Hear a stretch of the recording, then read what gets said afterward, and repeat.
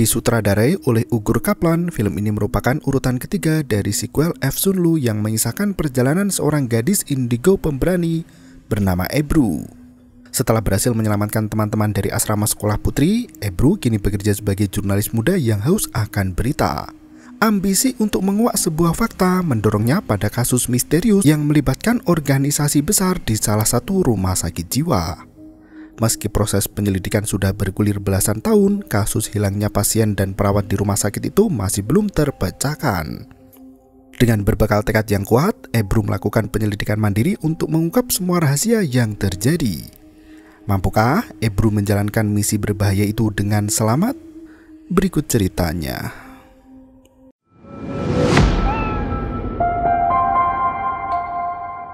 Di suatu malam, seorang wanita menyelinap ke ruang rawatnya dengan membawa berbagai perlengkapan ritual gaib. Semua benda mistis itu dimasukkan ke dalam kain putih sembari membawa bensin dalam satu jerigen penuh.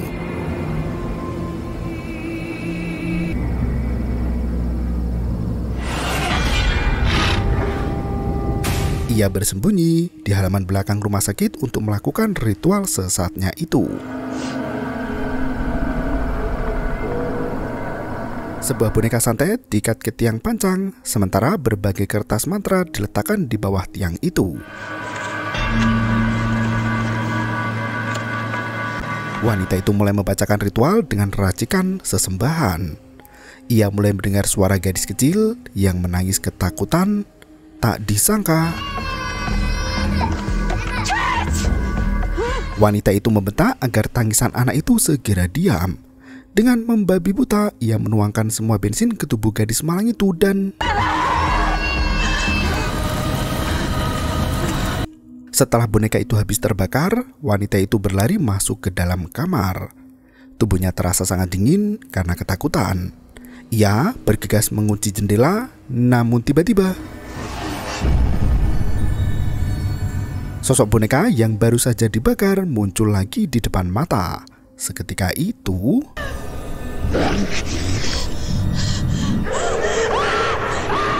wanita itu berusaha kabur dari kamarnya sendiri, tapi naas nyawa tidak tertolong lagi. Dan film pun dimulai.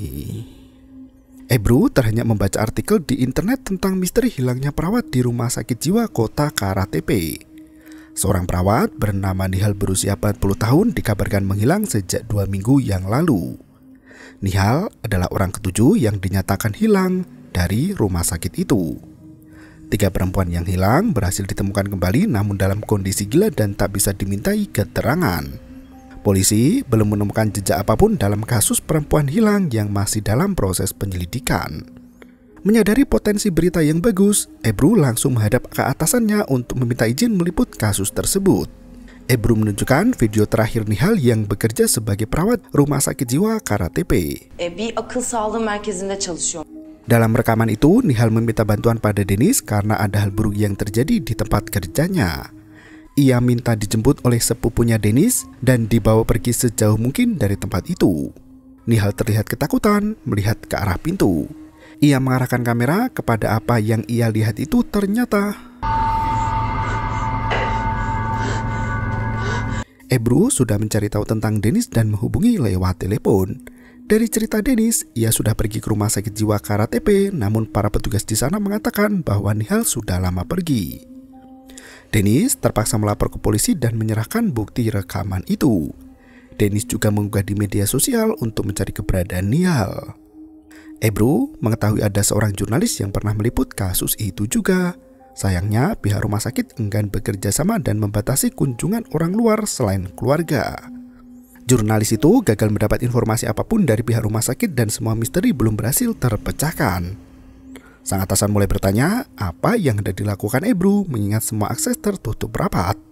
Ternyata Ebru sudah merancang rencana besar untuk menyamar sebagai perawat dan melamar pekerjaan di sana. Setelah mengantongi izin dari sang atasan, malamnya Ebru mempelajari kasus itu dari jurnalis terdahulu yang pernah meliputnya. Pria bernama Karim Cetin itu menjelaskan kelanjutan kasus orang hilang di rumah sakit jiwa Karatepe. Hasil penyelidikan Karim mengarah pada aktivitas tak wajar yang berkaitan dengan sekte sesat. Ia berkata, petugas rumah sakit jiwa itu sudah menjalankan kontrak dengan entitas tertentu.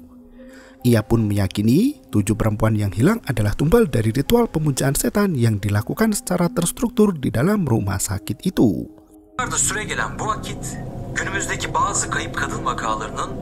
Selang beberapa hari berikutnya, Ebru menggunakan sepeda motor untuk pergi ke desa Karatepe yang jaraknya 1000 km dari Istanbul. Sesampainya di tempat itu, Ebru menurunkan tas koper untuk berjalan menuju ke kantor direktur. Pak Levent Yeltekin sudah menunggu di kursinya. Ia mempelajari berkas lamaran kerja yang dikirim Ebru hari sebelumnya. Sambil menunggu, Ebru terlihat mengamati penjuru ruangan yang menarik perhatiannya. Pak Levent menanyakan beberapa hal sebelum menerima Ebru sebagai perawat di sana. Ia berkata para perawat yang melamar di rumah sakit terpencil miliknya itu selalu punya masalah dalam hidupnya. Mereka sengaja lari dari masalah itu dan bersembunyi dari kenyataan yang pahit. Ia menduga jika Ebru memiliki masalah besar sama seperti perawat lainnya, apalagi dengan pengalaman kerja yang cukup mengesankan. Ebru hanya tersenyum sambil mengangguk agar kedok penyamarannya tidak ketahuan. Teşekkür ederim. Pak Levent langsung menerima Ebru sebagai perawat di sana karena ia sendiri kekurangan tenaga kerja. Pak Levent mengantar Ebru untuk menuju ke kamar pegawai. Ia menjelaskan rumah sakit itu diisi oleh 20 pasien wanita yang mengidap berbagai macam sindrom. Beberapa di antaranya ada yang menderita pika, fregoli, autofagi, dan lain sebagainya. Ia menegaskan Ebru harus punya resiliensi tinggi jika ingin bertahan lama kerja di sana. Tak berselang lama, seorang pasien datang menghampiri Ebru sembari bertanya di mana bayinya berada. Pak Levent langsung menjawab pertanyaan pasiennya itu jika bayi itu berada di ruang tengah. Wanita bernama Buket itu berjalan masuk ke dalam gedung untuk mencari boneka yang dianggap sebagai bayinya sendiri. Pak Levent menegaskan jika Buket menjadi gila setelah kehilangan bayinya sendiri. Buket sudah 3 bulan menjalani perawatan namun belum mengalami kemajuan apapun. Pak Levent melanjutkan perjalanan menuju ke mes karyawan. Ia menasihati Ebru agar tidak menjalin hubungan emosi terlalu dekat dengan para pasien di sana. Mereka membangun imajinasi dunianya sendiri hingga membuat beberapa perawat tak betah. İş başvurusu yapmadan önce burayı biraz araştırdım. Basında fark. İzlenmek için saçmalıyorlar. Pak Levent menunjukkan kamar yang akan menjadi tempat tinggal Ebru selama bekerja di rumah sakit itu. Sebelum pergi, Pak Levent menjelaskan beberapa aturan termasuk dilarang membawa ponsel demi menjaga privasi pasien. Ponsel Ebru diserahkan ke Pak Levent dan hanya bisa diambil ketika cuti atau libur kerja. Setelah pria itu pergi, Ebru masuk ke dalam kamar perawat yang memiliki 2 ranjang di dalamnya.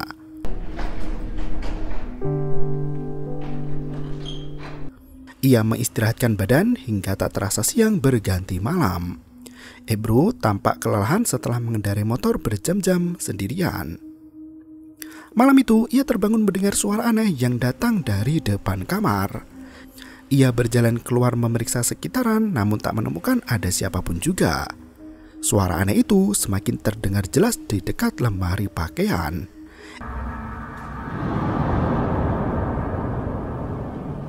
Ebru membuka lemari itu hingga tiba-tiba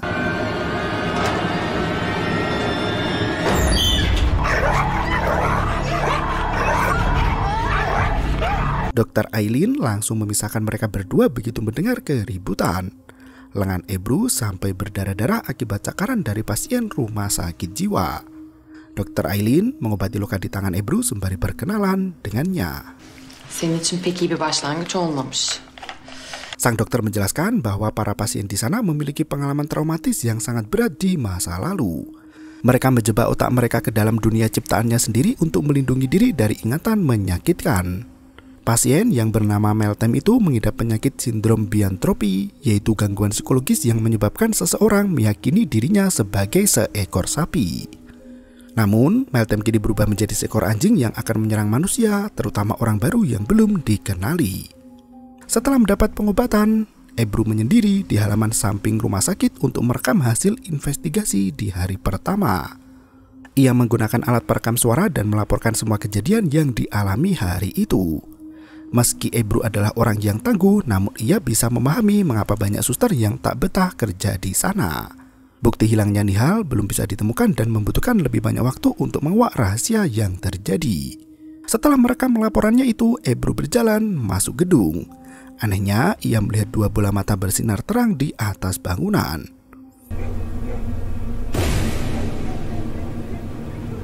Ebru bergegas kembali ke dalam kamar sebelum dipergoki oleh staf lainnya. Ia heran melihat boneka usang tergeletak di depan pintu kamarnya. Ebru mengambil boneka itu dan mencari tahu siapa pelaku yang meletakkan itu di sana. Seorang wanita bergaun merah tampak berdiri tepat di ujung lorong dengan kepala dibenturkan ke pintu. Ebru mendekati wanita itu dikira pasien rumah sakit juga. Affedersiniz. Buket muncul dari belakang dan meminta bonekanya kembali. Ebru tercekat melihat sosok wanita di depan pintu menghilang begitu saja. Ia memberi boneka itu pada Buket dan bergegas masuk ke dalam kamar. Tak disangka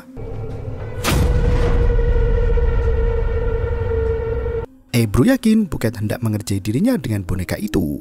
Ia pun menyingkirkan boneka itu ke atas meja agar bisa tidur dengan tenang. Setelah mematikan lampu, Ebru terhenyak melihat boneka itu melayang dengan dua mata menyala terang. Ia bergegas menyalakan lampu hingga membuat boneka itu terjatuh ke meja. Kesal dengan ulah boneka misterius yang mengerikan, Ebru membuka jendela dan melempar boneka itu keluar gedung. Pagi harinya, boneka itu sudah berada di dalam kamar dan duduk di atas ranjang.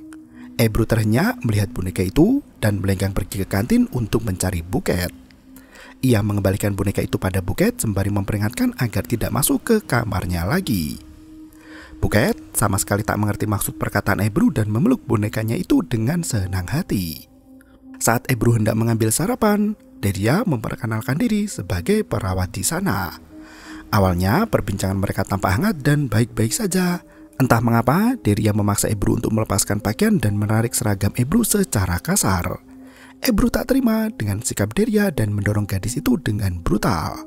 Deria langsung menangis sambil berteriak histeris.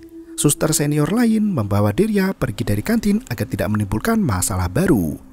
Sementara dua suster lain mengolok-olok sikap Ebru yang pemarah dan tidak paham dengan gaya bercanda mereka. Ebru menegaskan jika gurauan semacam itu sama sekali tidak pantas untuk dilakukan di depan para pasien. Dengan kesal, Ebru memilih untuk makan sendiri di meja depan hingga sikapnya itu menarik perhatian salah satu pasien di sana. Siang harinya, Ebru membantu suster lain untuk membagikan vitamin pada semua pasien. Buket menghampiri Ebru sembari bertanya apakah ada yang melihat di mana bayinya berada. Ebru berkata jika ia sudah memberikan boneka itu tadi pagi. Ia heran bagaimana Buket bisa kehilangan boneka itu padahal baru beberapa jam yang lalu Buket masih memeluk bonekanya. Buket menjelaskan jika ia tidak kehilangan namun seorang wanita sengaja mengambil paksa bayinya itu. Bahçede yangın var. Ateş var. Ebru bertanya siapa wanita yang mengambil bonekanya. Buket tersenyum dan berkata jika Suster Nihal sudah tidak berada di sana lagi. Buket merindukan Suster Nihal yang selalu bersikap baik padanya. Ia berkata jika dirinya sempat melihat api di taman belakang rumah sakit. Buket kehilangan bayinya dalam tragedi pembakaran itu sama seperti Nihal. Ebru bertanya di mana Nihal saat ini berada. Buket justru ketakutan dan berkata ia akan dipukul jika memberitahu semuanya. Ebru melenggang pergi ke salah satu pasien bernama Demet. Wanita itu sering melukis agar tidak kehilangan ingatan. Ia adalah satu-satunya pasien yang masih waras. Ia sengaja berpura-pura gila agar selamat dari sikap kasar suaminya sendiri. Demet mengetahui jika Ebru bukan seorang perawat karena berbeda dengan perawat lainnya. Ebru terkejut melihat lukisan wanita berambut panjang yang dilukis oleh Demet. Ia bertanya-tanya siapa wanita itu dan di mana ia berada seketika itu.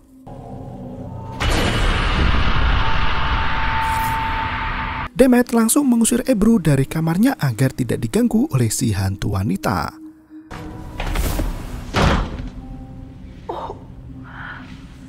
Ebru sampai terjatuh saat keluar dari kamar Demet. Malam harinya, ia kembali merekam laporan terkait semua yang terjadi di hari kedua. Ebru menaruh curiga dengan sosok wanita berambut panjang yang ditakuti oleh pasien rumah sakit jiwa. Ia yakin sosok wanita itu ada kaitannya dengan kasus hilangnya Nihal. Ebru melanjutkan pekerjaannya mencuci spray. Saat itu pintu mesin cuci sebelah terbuka dengan sendirinya. Seketika itu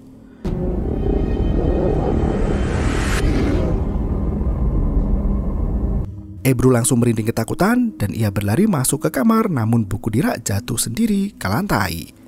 Ebru memeriksa seluruh isi kamar termasuk ke dalam lemari, namun tak ada suatu hal yang mencurigakan di sana. Tak berselang lama, alat rekaman suara Ebru menyala dengan sendirinya. Ia bisa mendengar suara tangisan memilukan seolah hendak meminta bantuan. Buket mengetuk pintu kamar Ebru untuk meminta bantuan mengambil bonekanya yang tersangkut di gudang belakang rumah sakit. Ebru terpaksa merangkak masuk ke dalam gudang penyimpanan kabel listrik dengan berbekal satu buah senter. Setelah berjalan cukup dalam, ia berhasil menemukan boneka Buket di sana. Saat hendak mengambil boneka itu, tiba-tiba Ebru ditemukan tak sadarkan diri dan langsung dibawa ke klinik oleh suster lainnya. Dokter Aileen memberikan obat untuk membantu memulihkan kondisi Ebru yang masih lemah. Ebru penasaran dengan sosok wanita bergaun putih yang sering muncul di rumah sakit itu. Ia mengaku melihat wanita itu sebelum jatuh pingsan. Dokter Aileen penasaran apa yang dilakukan Ebru di dalam gudang listrik. Ebru menceritakan yang sebenarnya di mana Buket meminta bantuan untuk mengambil boneka. Dokter Aileen mengungkapkan jika gudang itu terkenal berhantu. Ia berbisik jika dirinya sangat suka dengan wanita yang pemberani. Ebru tak menyangka ternyata Dokter Aileen adalah penyuka sesama jenis. Dokter wanita itu menyalahgunakan ilmu untuk hal yang tak benar. Saat hendak kabur, Ebru mulai merasa pusing dan tak sadarkan diri. Ternyata Dokter Aileen memberi pil sedatif yang membuat Ebru tak berdaya. İyi de yapmışım. Wanita itu baru tersadar ketika pagi sudah menjelang. Ebru langsung mencari keberadaan Dokter Aileen untuk memberi pelajaran. Seorang suster berkata jika Dokter Aileen pergi ke ruang Pak Leven. Tanpa rasa takut, Ebru masuk ke ruang sang atasan di mana Dokter Aileen duduk di depannya. Ternyata Dokter Aileen melaporkan tingkah anak Ebru yang melihat sosok wanita bergaun putih di gudang listrik tadi malam. Pak Leven meminta penjelasan dari Ebru terkait keterangan dokternya itu. Ebru menunjukkan lukisan yang dibuat Demet tentang seorang wanita bergaun putih. Ia menjelaskan jika semua pasien di rumah sakit melihat sosok wanita misterius itu juga. Ia yakin wanita itu adalah salah satu pasien yang dirawat di sana. Pak Leven heran bagaimana seorang perawat bisa mempercayai kegilaan pasiennya. Ebru masih bersikeras dengan apa yang ia lihat semalaman. Ia menyalahkan Dokter Aileen yang memberi obat penenang padanya. Henüz ne olduğunu bilmiyorum ama bana inanmalısınız. Pak Leven langsung membela Dokter Aileen mengingat kondisi Ebru yang dianggap mengalami delusi. Ia pergi keluar sebentar dengan Dokter Aileen untuk memeriksa kondisi para pasien. Saat mereka pergi, Ebru menggunakan kesempatan untuk mencari berkas para pekerja. Ebru menemukan selembar kertas di bawah rak meja.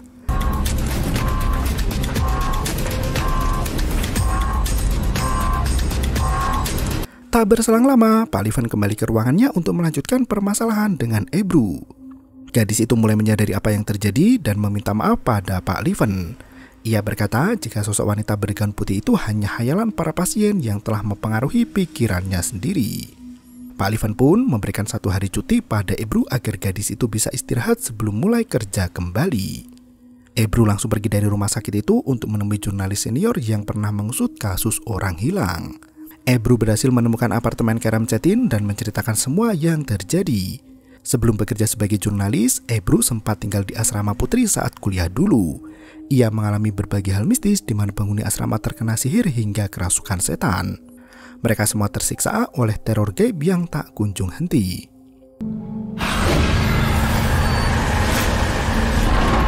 Ebru masih sangat ingat dirinya membakar asrama putri itu untuk menghilangkan teror mistis yang membelenggu. Ebru meminta bantuan Kerem untuk mengusut kasus hilangnya perawat di rumah sakit jiwa KRTP karena ia menyadari ada hal mistis di sana. Kerem mengungkapkan jika rumah sakit itu ada kaitannya dengan ritual sekte sesat. Kejadian serupa melanda berbagai negara termasuk di Lebanon yang menghilangkan 8 siswa perempuan. Sementara itu, di rumah sakit Yaman, 5 perawat juga dilaporkan menghilang secara misterius. Bahkan, 18 siswi di kampus Quran Iran menghilang dalam satu waktu yang sama. Kini, kejadian hilangnya wanita terjadi di Turki. Kerem tidak punya bukti yang cukup kuat terkait kasus kultus sesat itu, namun ia meyakini semua orang saling berkaitan. Kerem menjelaskan rumah sakit jiwa itu didirikan oleh Nyonya Turkan puluhan tahun yang lalu. Kini rumah sakit itu dilanjutkan oleh Leven yang merupakan anak dari Turkan. Nyonya Turkan sendiri menderita penyakit stroke dengan 90% kelumpuhan dan kini menghabiskan sisa usia di panti jompo. Ebru memberikan sebuah foto yang ia temukan di rak meja Leven. Ia meminta Kerem untuk mencari tahu siapa wanita bergaun putih di dalam foto itu. Ia memberikan nomor ponsel agar Kerem bisa menghubunginya lagi. Malam harinya, Ebru memilih pulang ke rumahnya sendiri dan merekam laporan terkait progres investigasi. Ia yakin rahasia dari kultus sesat pemilik rumah sakit itu adalah kunci dari banyaknya wanita hilang di sana. Pagi berikutnya, Ebru sudah berada di rumah sakit untuk kembali bekerja. Pak Leven mendapat bisikan dari suster senior di sana yang diam-diam membuntuti Ebru. Melihat Buket asik main boneka, Ebru menghampiri wanita itu dan membawanya pergi. Buket terlihat senang dan melenggang pergi. Dr. Aileen menghampiri Ebru dan menyarankan agar Ebru segera pergi dari rumah sakit itu. Ebru menegaskan jika ia akan mencari tahu rahasia terpendam yang selama ini disembunyikan rumah sakit jiwa. Ia bersikeras hendak menguak sosok wanita bergaun putih yang menjadi kunci dari kasus Suster Nihal. Dr. Aileen tersenyum dan berkata jika hantu wanita bergaun putih itu akan menampakkan diri di depan Ebru saat waktunya tiba.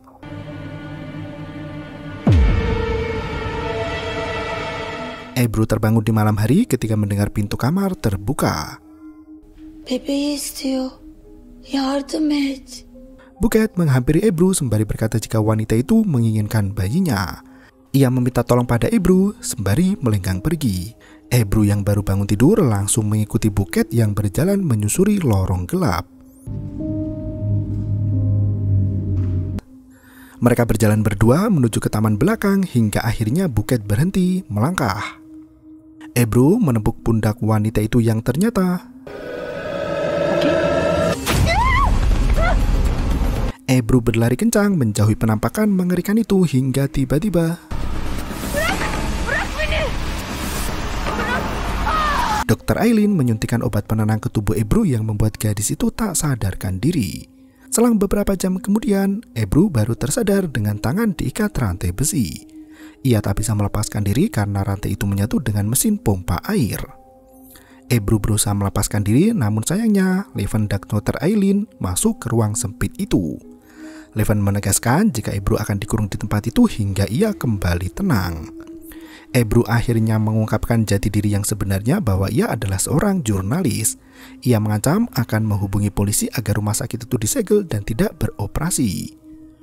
Ebru berteriak meminta ponselnya kembali. Leven memberikan ponsel itu dan membiarkan Ebru menelpon atasan jurnalisnya. Leven merebut ponsel Ebru dan berbicara dengan atasan jurnalis. Leven meminta maaf pada pria di telepon itu karena ternyata Ebru tidak pernah bekerja di sana. Ia menjelaskan apa yang sebenarnya terjadi selama ini. Leven berkata Ebru tidak pernah kuliah di jurusan jurnalisme. Bahkan Ebru tidak pernah mengenyam pendidikan tinggi. Dr. Leven menegaskan bahwa Ebru dilaporkan mengidap schizofrenia dan dikirim keluarganya untuk menjalani perawatan di rumah sakit itu. Ebru selama ini menciptakan persona wanita jurnalis yang hendak menguak kasus misterius yang belum terpecahkan. Ebru masih menyangkal dan berkata jika dirinya tidak sakit. Leven menunjukkan bukti jika selama ini Ebru adalah wanita yang mengambil boneka dari tangan Buket. Ebru bahkan berganti persona menjadi sosok wanita bergaun putih yang selama ini dicari-cari. Dr. Aileen memberikan suntikan sedatif untuk kesekian kali agar Ebru tidak menyakiti diri lagi. Selang beberapa hari kemudian, Kerem berhasil membuat janji temu untuk mewawancarai Nyonya Turkan. Sebagai jurnalis, ia mengantongi izin dari panti jompo itu dan bertemu Turkan di kamarnya. Karena wanita itu tak bisa bicara, Kerem meminta Turkan untuk berkedip 2 kali jika pernyataan yang ia katakan tidak benar. Ia menunjukkan foto yang ditemukan Ebru sembari bertanya apakah Turkan mengenali wanita bergaun putih di foto itu. Tiba-tiba, Kerem sampai panik dan memanggil perawat. Ia pun melanjutkan penyelidikan untuk mengungkap siapa wanita yang bergaun putih di foto. Ia heran mengapa Nyonya Turkan tampak ketakutan begitu melihat foto itu. Pagi berikutnya, Ebru dirawat secara intensif di rumah sakit itu dengan tangan diikat ke kursi roda.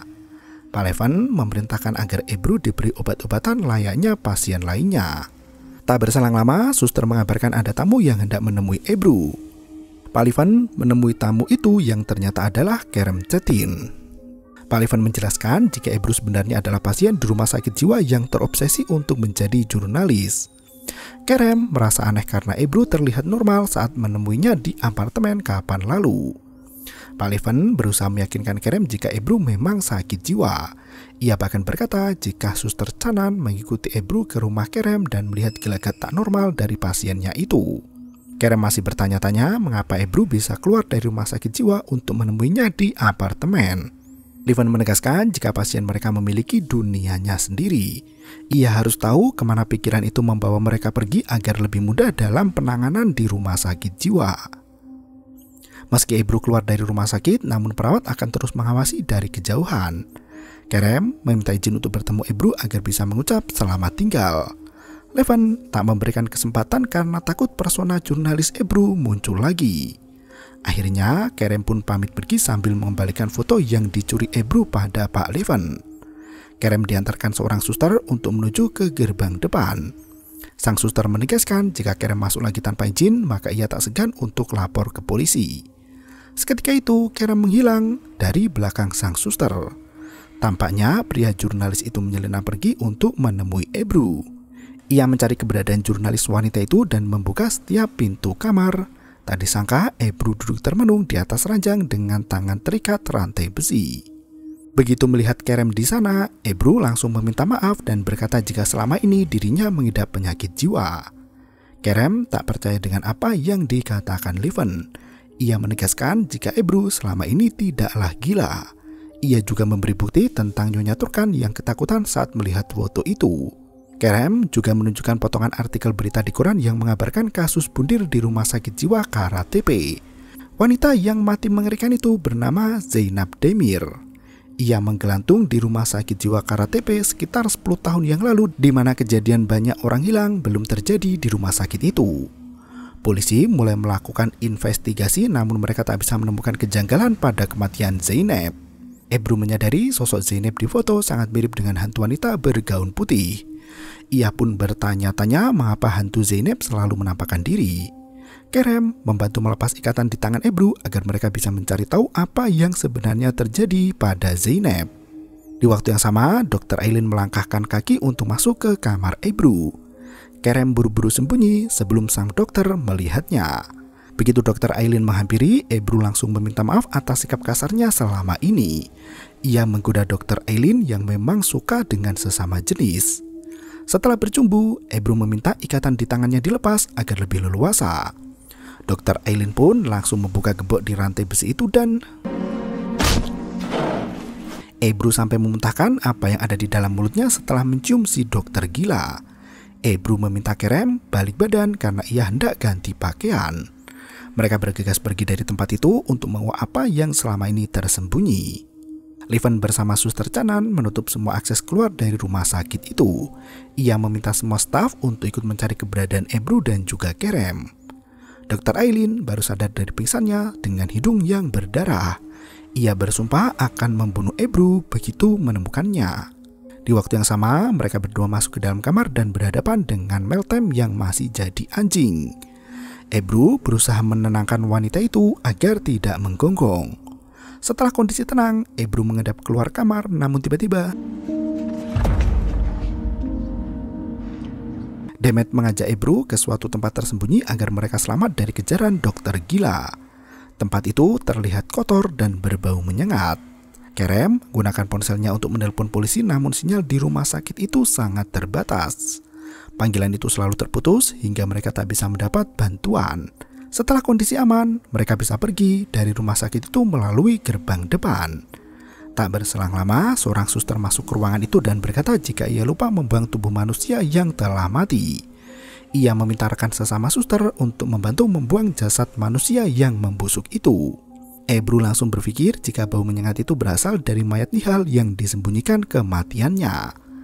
Mereka terpaksa menunggu di tempat mengerikan itu hingga malam tiba.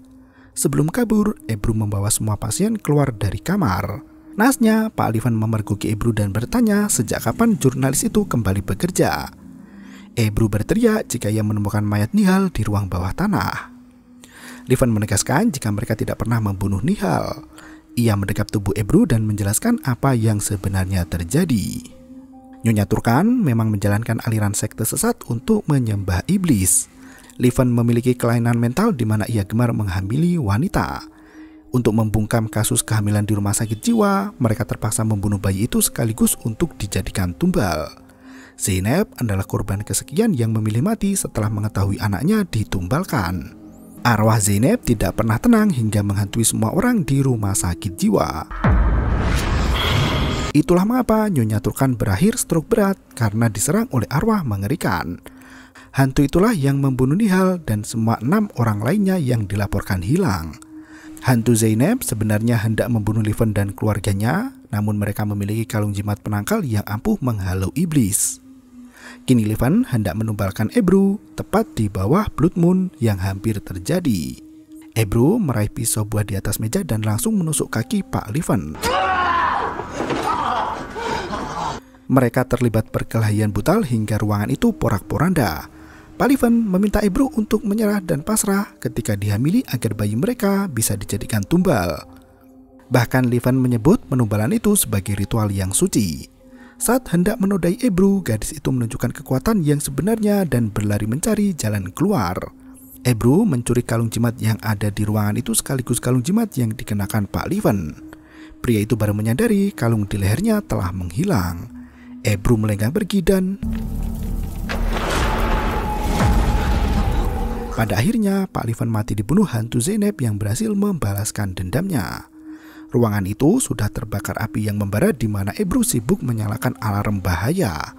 Semua pasien di rumah sakit jiwa keluar dari gedung yang terbakar dan berjalan sesuai arahan dari Kerem. Suster Canan berusaha menangkap Ebru dan bergulat sengit dengannya. Ebru kalah kuat dan dicekik sampai sekarat. Untungnya arwah Zainab melayang ke belakang Canan dan suster keji itu dibawa masuk ke api neraka hingga mati terbakar. Kini giliran Dr. Eileen yang menyerang Ebru dengan pukulan yang membabi buta. Arwah Zainab kembali membantu dan akhirnya Ebru berhasil menyelamatkan banyak orang dan menghentikan ritual praktek kultus sesat di rumah sakit jiwa. Ia menatap bangga ke dirinya sendiri di masa lalu yang pernah mengalami kejadian serupa saat menghentikan teror mistis di asrama. Dan film pun berakhir. Praktek keji ilmu hitam sejatinya dilarang dalam semua agama. Tak ada yang membenarkan praktek mengerikan itu kecuali dari aliran sesat pemuja iblis sendiri. Penumbalan anak kecil pun banyak dilakukan hanya untuk mendapat kesejahteraan dunia. Sikap kritis yang dimiliki Ebru sebagai jurnalis membawanya pada jalan kebenaran untuk menguak sebuah rahasia kelam rumah sakit jiwa. Agar tidak mudah dimanipulasi, karakter pemberani percaya diri dan kritis membuat kita tidak mudah terpancing oleh tindakan memutarbalikkan fakta. Berpegang teguh pada kebenaran dan keyakinan juga menjadi jalan untuk terhindar dari manipulasi. Perkuat mental dan fisik agar tidak gentar dalam melawan kejahatan. Terima kasih dan sampai jumpa. Yo, bermau itu ketarep.